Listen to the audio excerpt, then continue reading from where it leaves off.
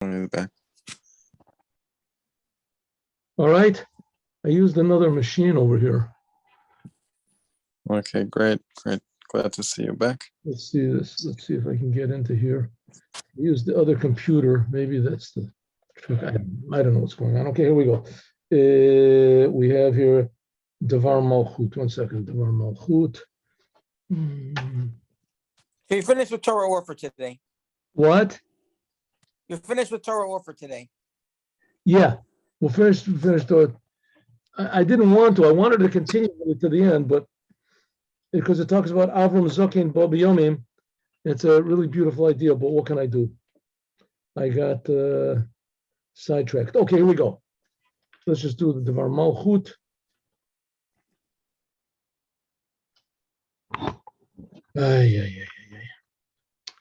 Okay, when it rains, it pours, like they say. Here it goes.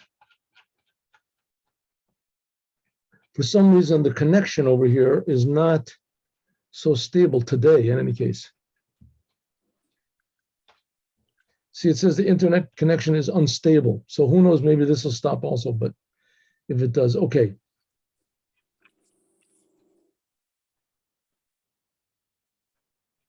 So what did the Rebbe say? What are we talking about here? Oh, 1 second. Is this being recorded? 1 second, 1 minute, 1 minute. You have to do it like this. Share this. There we go. Oh, this we can eliminate. Here we have this. Thank you for staying with me here. Okay. On a different. All right. Okay, so the Rebbe is saying something amazing. Somebody wrote me, by the way, which he talked about it before, but what's the Rebbe saying over here? That because there was a big meeting in New York in the United Nations building in 1992, and they decided that they were going to have world peace, and they were really serious about it. And for a while, it really worked. And we see that afterwards, it didn't work. Afterwards, everything returned to chaos again. And the reasons for it are not really important here, but the fact that it did. So therefore, we can ask a question. I mean, what is the Rebbe so excited about over here? That they made a big meeting and that they was going to make world peace. And in fact, here we see now, was 30 years later, that there's not world peace, that there's a big war in the Ukraine, with Russia and the Ukraine, and the whole world is sort of upside down, everything, what's going on all over the place. So I think that the answer to this is a sort of a simple answer in a way. And I gave the example to this person. I answered him today. It's, let's say that they come to you, and I think I gave the example before, but I'll give it again. A grandpa gets in an automobile accident, and he's in a coma. And they bring him back, and the doctors all say, there's no way he's going to get out of this thing. His brain was all mashed up, and his spinal cord is broken in like 70 different places, and that's it. He's going to be in a coma for the rest of his life. We advise you to just pull the plug. So while the family is sort of thinking about it, and the doctor says, all of a sudden, Grandpa opens up his eyes and says, "Where am I? What happened? What happened?" He says, "Well, I remember that accident. What did the doctor say? Is everything okay?" "Grandpa, amazing." So he came up. Then he goes back into the coma again. But this was against all of the prognosis of all of the doctors. All of the doctors says he's never gonna. It's impossible. He can't wake up again. All of a sudden, we realized that maybe the world, maybe Grandpa's not in such a bad shape as what we think. Same thing with the world. Maybe the world is not such a bad shape as we think it is. If they met, even, and there was actually truly, genuinely world peace, even for a day. And here I think it lasted a couple of years, even. So we know that it's the situation of the world is not as bad as we think. And the Rebbe is even tying this together with Moshiach. Listen, there's another thing. If Grandpa gets in an automobile accident and he's in a coma, there's no promise that he's got to get better. It's just an amazing miracle that he did get better. But with the world, it's not that way. We have a promise for sure that the world is going to have total peace. Moshiach is going to make total peace in the world. And there's no doubt about it. There's absolutely no doubt about it. And maybe we can say that one of the reasons is that I think that the world has seen that despite all of the efforts that have been made and all the philosophies and methods and the theories that have been implemented in the past to bring world peace or to bring there's all the communism and capitalism and all the different religions all over the place. And Freud and there are all these different psychology means and meditations and transcendental meditations and bringing peace to the world, that they totally failed. I mean, they didn't bring peace even for 1 minute, these things, right? Freud didn't make one person healthy. Maybe he got people that, to change from one sickness to another, but especially on a world scale, no way did they. So, on the other hand, here we see that the Rebbe is talking about Moshiach, and it worked. It worked for a day, it worked for a year, it worked for whatever. There was such a thing that it actually worked. So we see that the world, true, it is the world, yes, and the redemption of the Jewish people has not occurred, but it happened. Okay, let's go. Said the Rebbe, this is the whole idea of Parshas Mishpatim. Remember we learned last time, there's this thing that keeps flashing up on me that my internet connection is not stable. So this is like a warning that the doomsday is near, the end is near. What does it say? The world is going to an end. Tess, I'll repeat what we said before. Now we can we can't see you anymore, Rebbe. No? Oh, now it's back on. It's freezing a little. Okay. I don't know. Let's just go further and tell me when it stops. Something is in the air over here. Maybe they're working on the. I don't know. Let's go. According to this, now we can understand the Paliya, the Hatamiyah, the wonder, and the big question, the big amazing thing, the Yachadim Godel Atzar, together with the tremendous, the disappointment. 1 minute, excuse me. Yes. With the Havahala, Ad Shemitzad Godel Atzar, because of the tremendous pain and anguish. We couldn't talk too much about this because it was a Shabbos when the Rebbe was speaking. What's the amazing pain? Hayatachan, how can it be Shebnei Yisrael that the Jewish people nimtzaim adayin b'galus? How can it be that the Jewish people are still found in exile? There's Jewish people that actually do not believe in God. There's Jewish people that don't do Torah and commandments. How can it be? If the real, true, essential nature of the world is good, what it says when God created the world, in the end, he said, God saw everything he made and it was very good. And every man is made in the image of God. 1 second, I'm just going to turn off the things over here. And every man is made in the image of God. So, and especially every Jew is the son of God and the servant of God. So how can it be that everybody just doesn't come back to their senses? If we see that it's possible for there to be world peace, because essentially the world is good, and essentially there's supposed to be peace, if that potential, the essence has been revealed, so the essence of the Jewish people is to serve God. That's the essence of every Jew. How can it be that the Jews aren't doing it? Doesn't make any sense. How can it be? Ad Ha'ma'ura, the Arab Shabbos, till that what happened this Friday, the Rebbe is talking about that they met in the United Nations. Shafilu Umot Olam, even the non-Jews, they're announcing She'egia Zman, that the time has come, V'kitetu Charboteim Li'itim, that we should beat our swords into plowshares. And Nimseim, how can it be? Sha'anu, we're found B'yom Shabbos Kodesh, and this Shabbos, B'chutzler, it's outside of Israel, B'makom Himatzeh, wherever they are. Yachim Kol B'Yisrael, together with all the Jews, we call Kitzvei Table from all the ends of the world.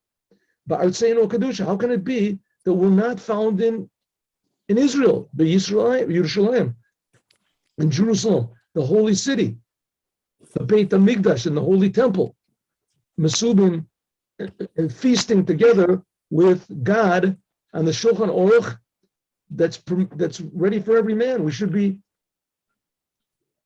nourished from the holiness of the land of Israel.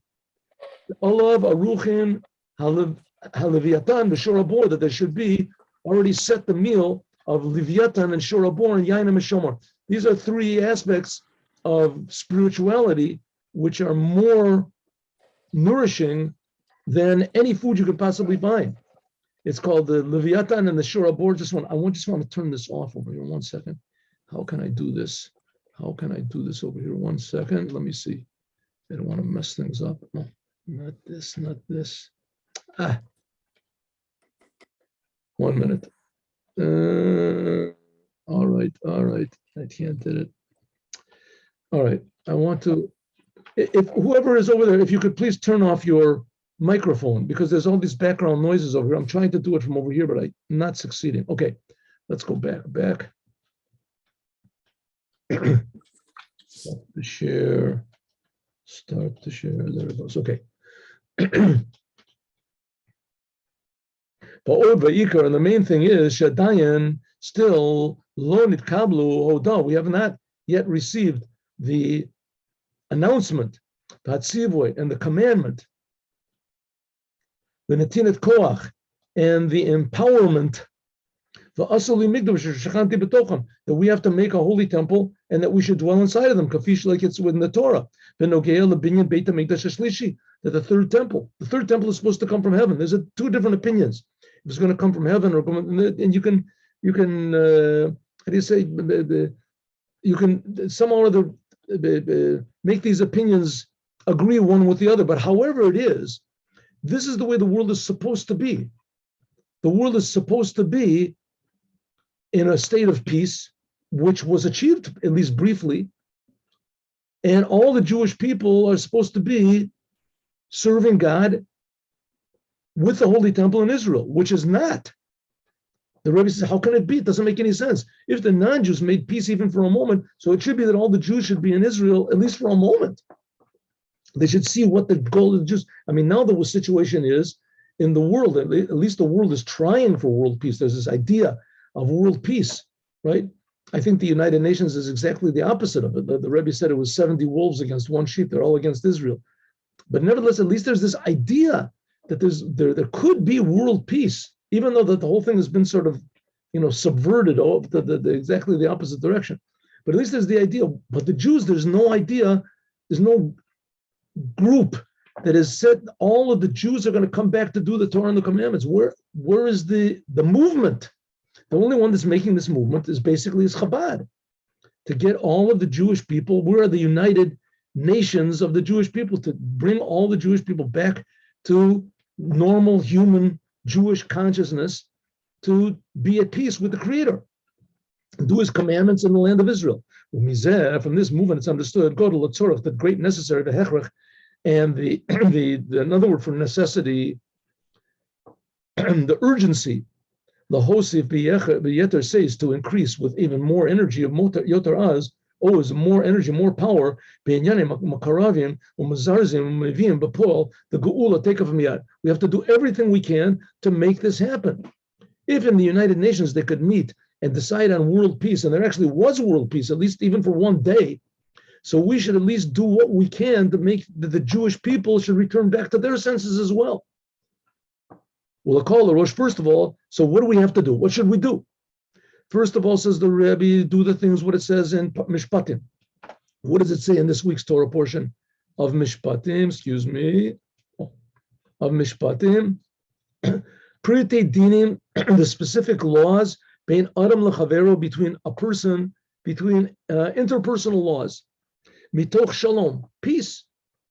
Peshita shlilas hafcho, for certainly not to make arguments. Bittul sibus agalos acharon, and to stop the reason for the last galus, exile. What's the reason that the Jewish people have been exiled for the last 2,000 years and are scattered around both physically and emotionally and spiritually all over the world? Why? Because of hatred. One Jew can't stand another Jew. By means of this, if we can negate this. We're not talking about that the other person shouldn't hate me, that I shouldn't hate them, even if they hate me. Someone has to stop the how do you say, the cycle. The cycle of hatred and anger and jealousy. And this is, somebody hates me, so I say hate somebody else, and then that person that I hate, they hate somebody else. By means of this Bo GEULA comes the redemption. And even if you have really good reason to hate somebody else, try to find some way to excuse it. How can you do that? Because the way you do it in yourself. People that have big faults, they find ways of still loving themselves. They overlook their faults. They excuse them. Like the rabbi say, mishpat. That's the idea of mishpat. Tzion nivnet. Tzion, the mishpat teparav yetziv. Says because of judging yourself properly, as Jerusalem will be rebuilt. Shene'amar, like I says, Tzion b'mishpat teparav. That Tzion b'mishpat teparav, with justice, it will be redeemed. The kain tzedakah, and also charity, b'shaveh b'tzedakah, giving charity, gemilat chasadim, doing good deeds, helping others, saying good morning to people, seeing if there's something you can add to the, go visit sick people, the help the poor people, give them charity. Like it says in kesef talveh ami, it says that if you loan money, you should loan money to people. Loan money, but we're talking about loaning money without interest. Greater is doing acts of kindness even more than charity. Helping somebody out, that's more than charity, because charity is only for poor people, and acting good acts of kindness can even be for rich people. Sometimes you say good morning to somebody and you're not expecting any remuneration, as that can do the person, give the person faith in mankind. Like it's explained also in the Sugi and Baba Basra, that says Perusha Shal Perusha Mishpatim, this Priti and Inyanim, this idea of charity, of giving charity. And the main thing, greatest charity, Shemakarevis, is a GEULA. Charity does so much good, even more charity, and it says it does more good for the person that's giving the charity than the person that's receiving it. And charity, it says, is good, giving charity, giving money, giving help to others. It says it makes the GEULA come close. Hard to believe. One good act could change the whole entire world. Like it says, Ko Amar Hashem, so says God, Shamu Mishpat V'asu Tzedakah, do justice, Ki Karov Yeshuati Lavo, because my salvation is going to come, Tzidkati Lihigalot, and it will be revealed. Let's see, where is this? This is in Isaiah, Yeshaya. Do acts of kindness.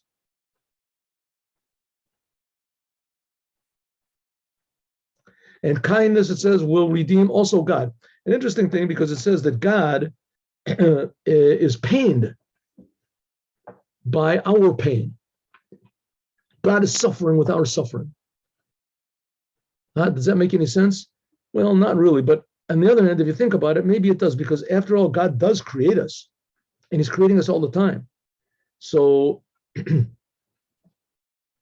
must mean something. He must care if He creates us.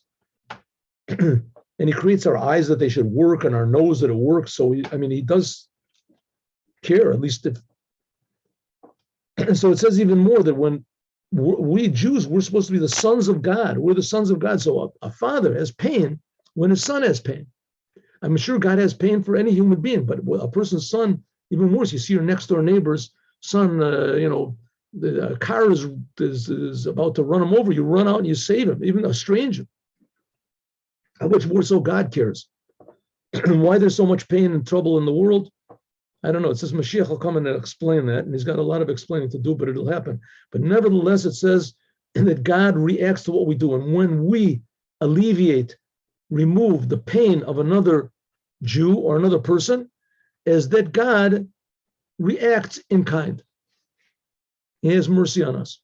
And first of all, that's the beginning. First of all, what we're supposed to do, like every year after Shabbos, Seder in Kesef Talveh, that's next week's Torah, is Nereches Melveh. We should, this is right.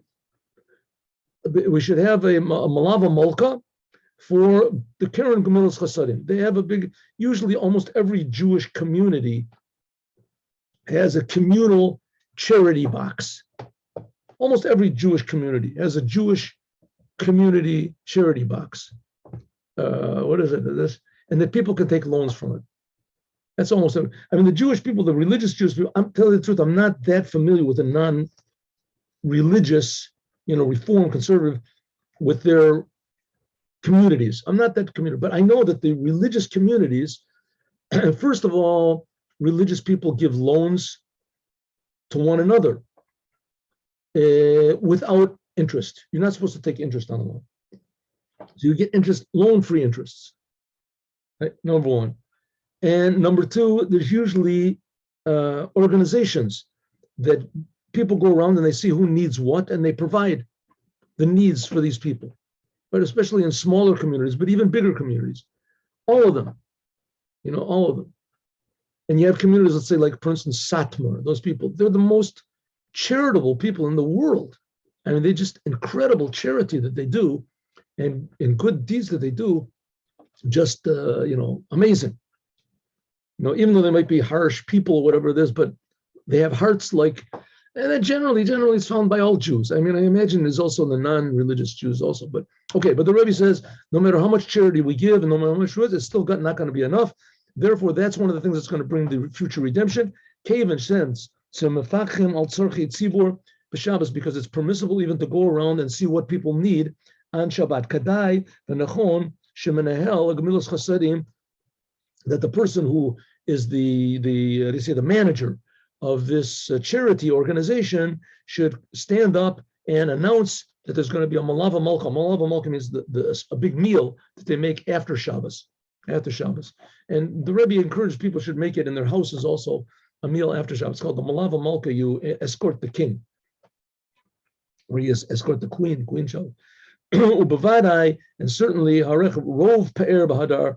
It should be the meal that we're going to make after Shabbos should be very, special and beautiful meal. The more people that come, the more glory there is to Hashem.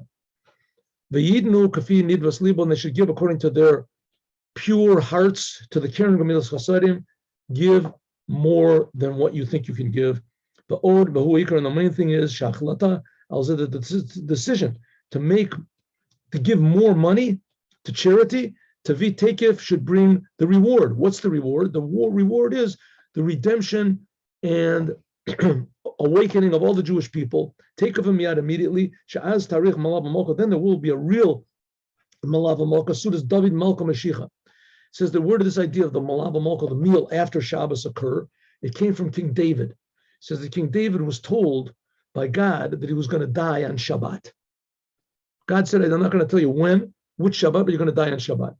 So as a result, and in fact, he did pass away on Shabbat, on Shavuot, on the holiday of Shavuot and Shabbat came together, that he passed away. So every Shabbat that he lived, right, when Shabbat finished, he made a meal, a Thanksgiving meal. In the end, he lived 70 years. And it'll be together with the previous Lubavitcher Rebbe, and he'll be in the hand, Bartzenu Kadosha, in Yerushalayim, because the Rebbe always said that the previous Rebbe is the Moshiach. And in the language, Hatchalas Masechas Baba Basra, like it says, Shutfim Sharotzo. It says if there were two partners that they wanted to make a division between them, Shutfim, Hitnahaga, Yachas, Shebein Adam Lachavero, it should be that we should treat one person to his friend, but often shall Beit Shutfim. We're all partners. Shekol Echad wrote said that each one wants to Tobato Shel Shutav, the other one wants for the benefit of the other partner. How much more so, that we're beginning now by seeing what happened in the United Nations.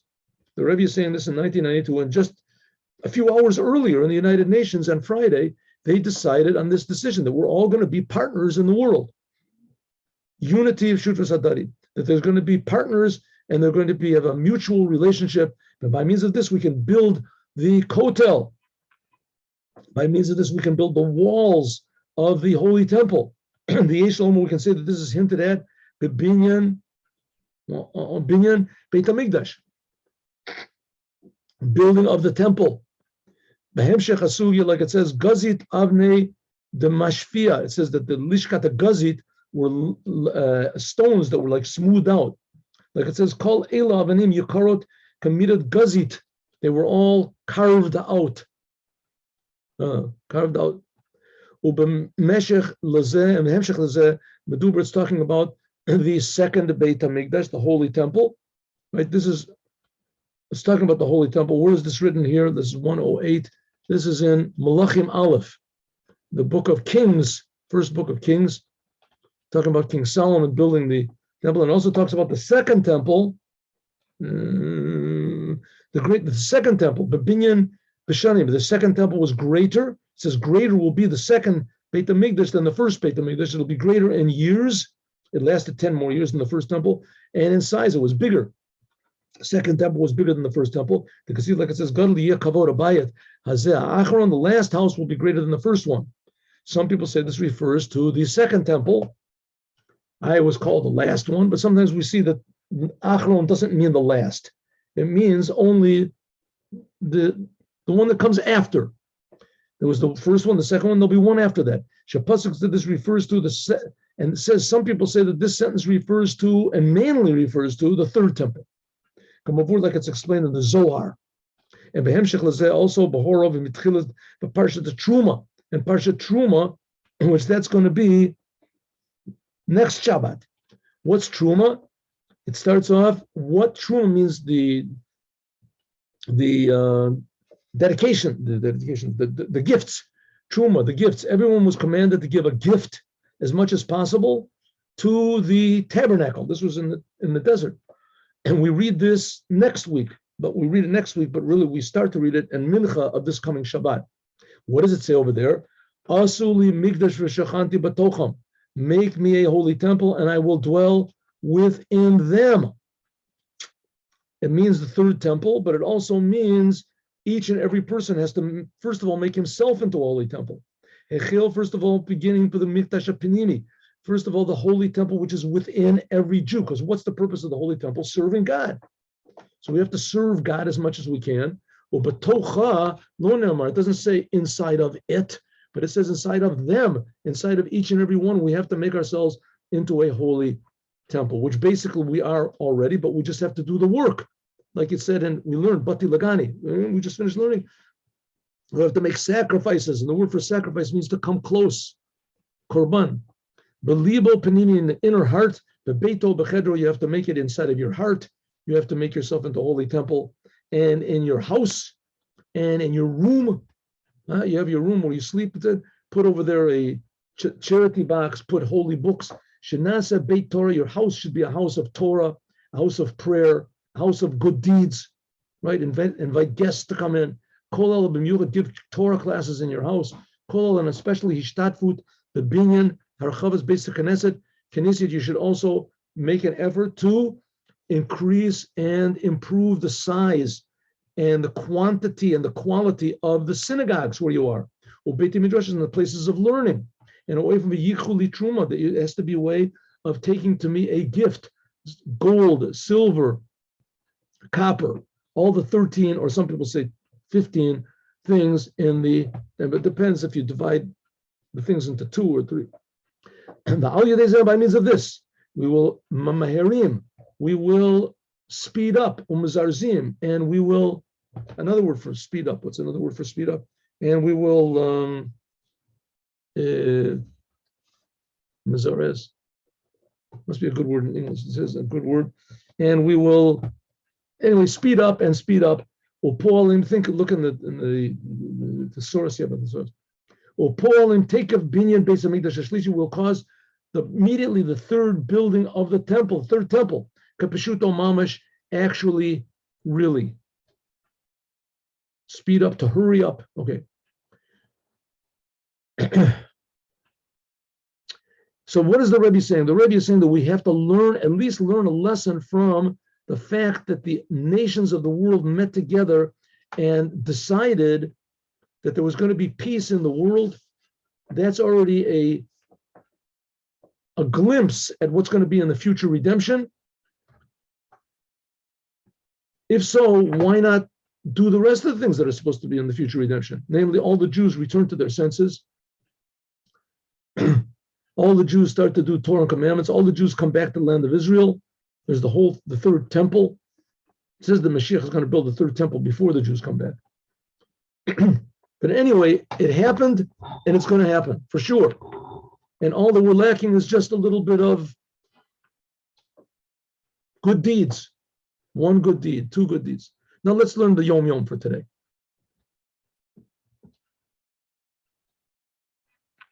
Oh, you gotta go like this. Go like this. 1 minute. I'm getting this thing. Here we go. There. And Yom Yom.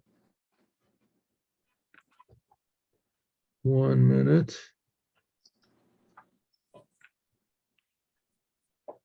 First of all, I want to give a big thanks to Hashem that I am awake at all. I mean, it was just,